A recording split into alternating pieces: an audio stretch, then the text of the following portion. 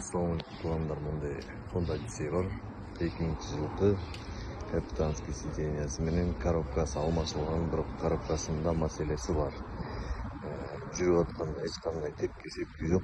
Ордунан заднийге салганда эле бир эмеси бар, тепкиси бирөөсү. Болду, атакталган баары жакшы нахады. Рейкасы жазылган, бир тамчы май акпайт. Окончательно 350-ге берет. Келип аламын десеңер. Ушундай монитору бар, бутбары бар. Арткы сидениялары капитанский сидения, ар жаккы сидениясы да бар, эң акыркысы дагы бар.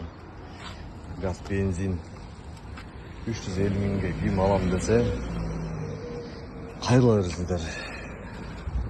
Боксу менен кошо полный. Мындай машина.